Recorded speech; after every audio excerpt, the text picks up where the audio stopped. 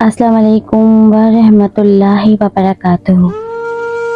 हारून रशीद का एक बेटा था जिसकी उम्र तकरीबन 16 साल की थी।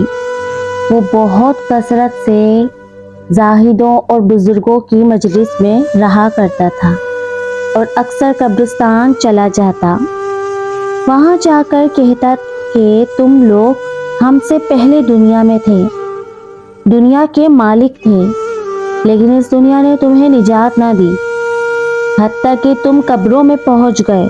काश मुझे किसी तरह खबर होती कि तुम पर क्या गुजरी है और तुमसे क्या क्या सवाल जवाब हुए हैं। मुझे जनाजे हर दिन डराते हैं और मरने वालों पर रोने वालियों की आवाज़ें मुझे गमगीन रखती हैं। एक दिन वो अपने बाप बादशाह की मजलिस में आया। इसके पास वुज़राए उम्रा सब जमा थे और इस लड़के के बदन पर एक कपड़ा मामूली और सर पर एक लुंगी बंधी हुई थी। अरकीन सल्तनत आपस में कहने लगे कि इस पागल लड़के की हरकतों ने अमीरुल मुमिनीन को भी दूसरे बादशाहों की निगाहों में जलील कर दिया है। अगर अमीरुल मुमिनीन इसको तंबिया करें तो शायद ये अपनी इस हालत से बाज आ जाए। अमीरुल मुमिनीन ने ये बात सुनकर उससे कहा कि बेटा, तूने मुझे लोगों की निगाह में जलील कर रखा है। इसने ये बात सुनकर बाप को तो कोई जवाब नहीं दिया, लेकिन एक परिंदा वहाँ बैठा था। इसको कहा कि ज़ात का वास्ता जिसने मुझे पैदा किया, तू मेरे हाथ पर आकर बैठ जा।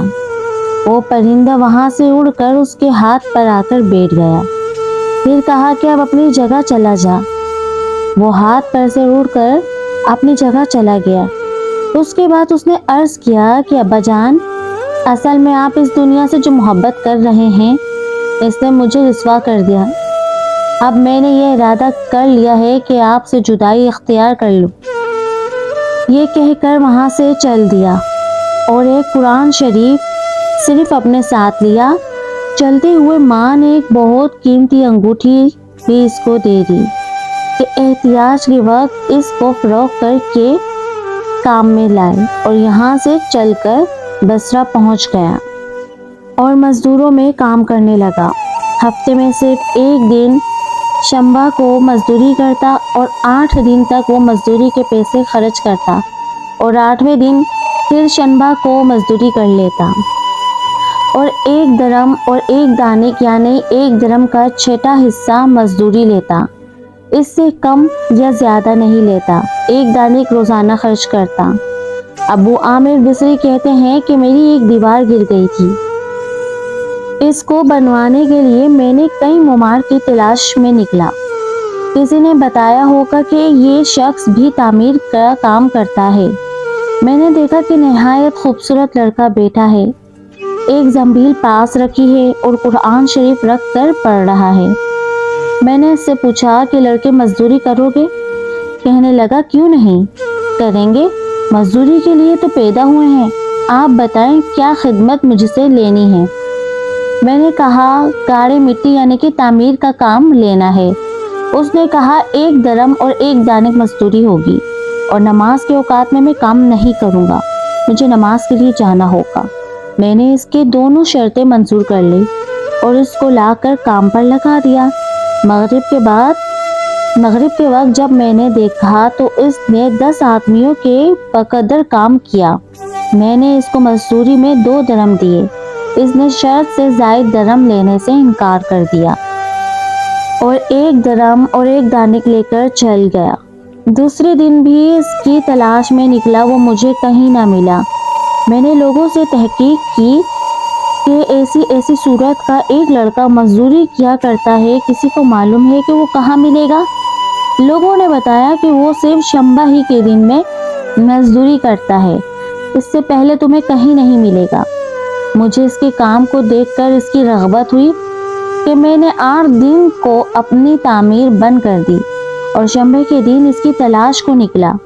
वो उसी तरह बैठा कुरान शरीफ पढ़ता हुआ मिला। मैंने सलाम किया और मजदूरी करने को पूछा।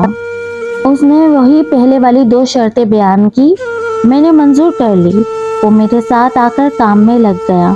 मुझे उस पर हैरत हो रही थी कि पिछले शंबा को इसने अकेले ने 10 आदमियों को काम किस तरह से कर लिया।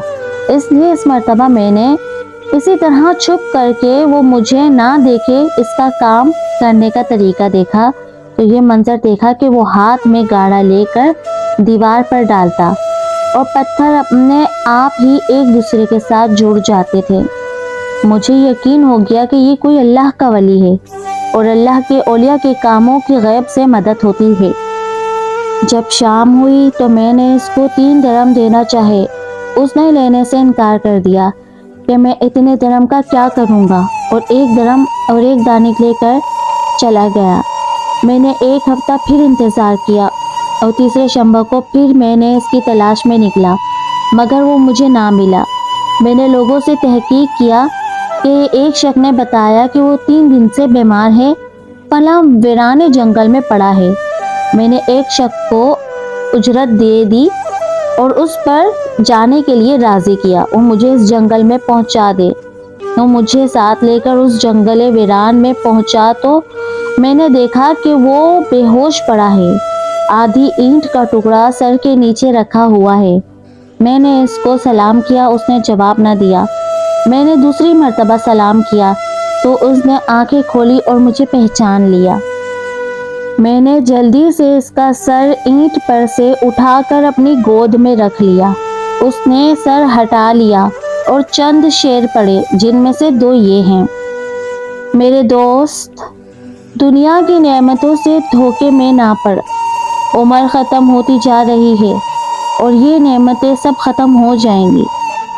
जब तू कोई जनाजा लेकर कब्रिस्तान में जाए तो ये सोचता रहा कर कि तेरा भी एक दिन इसी तरह जनाजा उठाया जाएगा।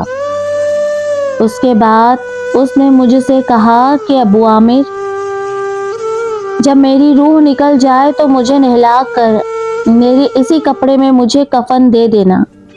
मैंने कहा, मेरे महबूब, इसमें क्या हर्ज है कि मैं तेरे कफन के लिए नए कपड़े ले आऊं। उसने जवाब दिया कि नए कपड़ों को जिंदा लोग ज्यादा मुस्तहिक हैं। ये जवाब हजरत अबू बकर सदीक रजी अल्लाह ताला अन्हो का जवाब है। उन्होंने भी अपने वसाल के वक्त यही फरमाइश की थी कि मेरी इन्हीं चादरों में कफन दे देना, और जब इनसे नए कपड़े की इजाज़त चाही गई तो उन्होंने भी यही जवाब दिया था। लड़के ने कहा, कफन तो पुराना हो या नया हो, बहरहाल वो सीधा हो जाएगा। आदमी के साथ तो सिर्फ उसका अमल ही रहता है, और ये मेरी लुंगी और लोटा कब्र खोदने वाले को मजदूरी में दे देना, और ये अंगूठी और कुरान शरीफ हारून रशीद तक पहुंचा देना, और उसका ख्याल रखना कि खुद इन्हीं के हाथ में देना, और ये कहकर देना कि एक परदेसी लड़के की ये मेरे पास अमानत है, और वो आपसे ये कह गया है कि ऐसा ना हो कि इसी गफलत और धोखे की हालत में आपकी मौत आ जाए। ये कहकर उसकी रूह निकल गई। इस वक्त मुझे मालूम हुआ कि ये लड़का शहजादा था। इसके इंतकाल के बाद इसकी वसीयत के मुवाफिक मैंने इसको दफन कर दिया और दोनों चीज़ें गोरकन को दे दी, और कुरान पाक और अंगूठी लेकर बगदाद पहुंचा, और कसरे शाही के करीब पहुंचा तो बादशाह की सवारी निकल रही थी। मैंने एक ऊंची जगह खड़ा हो गया। अव्वल एक बहुत बड़ा लश्कर निकला जिसमें तकरीबन 1000 घोड़े सवार थे। इसके बाद इसी तरह यक के बाद दीगर 10 लश्कर निकले, हर एक में तकरीबन 1000 सवार थे। 10वीं छते में खुद अमीरुल मुमिनीन भी थे। मैंने ज़ोर से आवाज़ देकर कहा कि ए अमीरुल मुमिनीन, आपको हजूर अक़दस सल्लल्लाहु अलैहि वसल्लम की कुराबत रिश्तेदारी का वास्ता, ज़रा सा तौबत कर लीजिए। मेरी आवाज़ पर उन्होंने मुझे देखा तो मैंने जल्दी से आकर आगे बढ़कर कहा कि मेरे पास एक परदेसी लड़की की अमानत है जिसने मुझे ये वसीयत की थी कि ये दोनों चीज़ें आप तक पहुंचा दूं। बादशाह ने इनको देखकर पहचान लिया। थोड़ी देर तक सर झुकाया, इनकी आंखों से आंसू जारी हो गए। اور ایک دربان سے کہا اس آدمی کو اپنے ساتھ رکھو، جب میں واپسی پر بلاؤں تو میرے پاس پہنچا دینا۔ جب وہ باہر سے واپس آ پہنچے تو محل کے پردے گروا کر دربان سے فرمایا اس شخص کو بلا کر لاؤ، اگرچہ وہ میرا غم تازہ ہی کرے گا۔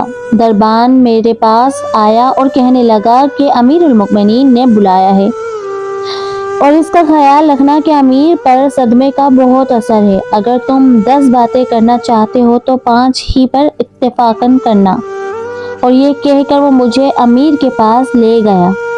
اس وقت میں امیر بالکل تنہا بیٹھے تھے۔ مجھ سے فرمایا کہ میرے قریب آ جاؤ۔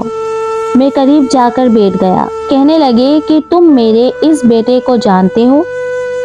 میں نے کہا جی ہاں، میں ان کو جانتا ہوں۔ کہنے لگے وہ کیا کام کرتا تھا؟ میں نے کہا گاڑی مٹی کی مزدوری کرتا تھا۔ کہنے لگے کہ تم نے بھی مزدوری پر کوئی کام اس سے کروایا ہے؟ میں نے کہا کرایا ہے۔ کہنے لگے تمہیں اس کا خیال نہ آیا کہ اس کی حضور اقدس صلی اللہ علیہ وآلہ وسلم سے قرابت تھی، کہ یہ حضرات حضور صلی اللہ علیہ وآلہ وسلم کے چچا حضرت عباس رضی اللہ تعالی عنہ کی اولاد ہے؟ میں نے کہا امیر المؤمنین، پہلے اللہ سے معذرت چاہتا ہوں، اس کے بعد آپ سے عذر خواہ ہوں۔ مجھے اس وقت اس کا علم ہی نہ تھا کہ یہ کون ہیں۔ مجھے ان کے انتقال کے وقت ان کا حال معلوم ہوا۔ کہنے لگے کہ تم نے اپنے ہاتھ سے اس کو غسل دیا ہے؟ میں نے کہا جی ہاں۔ کہنے لگے اپنا ہاتھ لاؤ۔ میرا ہاتھ لے کر اپنے سینے پر رکھ دیا اور چند شعر پڑھنے، جن کا ترجمہ یہ ہے: اے وہ مسافر جس پر میرا دل پگھل رہا ہے اور میری آنکھیں اس پر آنسو بہا رہی ہے، اے وہ شخص جس کا مکان قبر دور ہے لیکن اس کا غم میرے قریب ہے، بے شک موت پر اچھے سے اچھے عیش کو مقدر کر دیتی ہے۔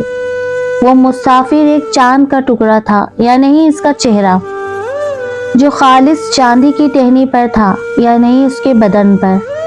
بس چاند کا ٹکڑا بھی قبر میں پہنچ گیا اور چاندی کی ٹہنی بھی قبر میں پہنچ گئی۔ اس کے بعد ہارون رشید کے بصرہ اس کے قیدی پر جانے کا ارادہ کیا۔ ابو عامر ساتھ تھے۔ اس کی قبر پر پہنچ کر ہارون رشید نے چند شعر پڑھے، جن کا ترجمہ یہ ہے: اے وہ مسافر جو اپنے سفر سے کبھی بھی نہ لوٹے گا، موت نے کم عمری کے ہی زمانے میں اس کو جلدی سے اچک لیا۔ اے میری آنکھوں کی ٹھنڈک، تو میرے لیے انس اور دل کا چین تھا، لا نبی راتوں میں بھی اور مختصر راتوں میں بھی۔ تو نے موت کا وہ پیالہ پیا ہے جس کو ان قریب تیرا بوڑھا باپ بڑھاپے کی حالت میں پیے گا، بلکہ دنیا کا ہر آدمی اس کو پیے گا، چاہے وہ جنگل کا رہنے والا ہو یا شہر کا رہنے والا ہو۔ بس سب تعریف اسی وحدہ لا شریک لہ کے لیے ہے، جس کی لکھی ہوئی تقدیر کے یہ کرشمے ہیں۔ ابو عامر کہتے ہیں کہ اس کے بعد جو رات آئی تو جب میں نے اپنے وظائف پورے کر کے لیٹا ہی تھا کہ میں نے خواب میں دیکھا کہ ایک نور کا قبا دیکھا، جس کے اوپر ابر کی طرح نور ہی نور پھیل رہا تھا۔ اس نور کے ابر میں سے اس لڑکے نے مجھے آواز دے کر کہا: ابو عامر، تمہیں حق تعالی شان جزائے خیر عطا فرمائے، تم نے میری تجہیز و تکفین کی اور میری وصیت پوری کی۔ میں نے اس سے پوچھا کہ میرے پیارے، تیرا کیا حال گزرا؟ کہنے لگا: میں ایسے مولا کی طرف پہنچا ہوں جو بہت کریم ہے اور مجھ سے بہت راضی ہے۔ مجھے اس مالک نے وہ چیزیں عطا کی ہے جو نہ کبھی کسی آنکھ نے دیکھی، نہ کان نے سنی، نہ کسی آدمی کے دل پر ان کا خیال گزرا۔ یہ ایک مشہور حدیث پاک کا مضمون ہے۔ حضور اقدس صلی اللہ علیہ وآلہ وسلم ارشاد فرماتے ہیں کہ اللہ پاک کا ارشاد ہے: میں نے اپنے نیک بندوں کے لیے ایسی چیزیں تیار کر رکھی ہے جو نہ کسی آنکھ نے کبھی دیکھی، نہ کان نے سنی، نہ کسی کے دل پر ان کا خیال گزرا۔ حضرت عبداللہ بن مسعود رضی اللہ تعالی عنہ فرماتے ہیں کہ تورات میں لکھا ہے کہ حق تعالی شانہ نے ان لوگوں کے لیے جن کے پہلو رات میں خواب گاہوں سے دور رہتے ہیں یعنی تہجد گزاروں کے لیے وہ چیزیں تیار کر رکھی ہے جن کو نہ کسی آنکھ نے دیکھا، نہ کان نے سنا، نہ کسی آدمی کے دل پر ان کا خیال گزرا۔ ان کو کوئی مقرب فرشتہ جانتا ہے، نہ کوئی نبی رسول جانتا ہے۔ اور یہ مضمون قرآن پاک میں بھی ہے کہ کسی شخص کو خبر نہیں جو آنکھوں کی ٹھنڈک کا سامان ایسے لوگوں کے لیے خزانہ غیب میں موجود ہے۔ اس کے بعد اس لڑکے نے کہا کہ حق تعالی شانہ نے قسم کھا کر فرمایا ہے کہ جو بھی دنیا سے اس طرح نکل آئے جیسے میں نکل آیا، اس کے لیے یہی اعزاز اور اکرام ہے جو میرے لیے ہے۔ سبحان اللہ۔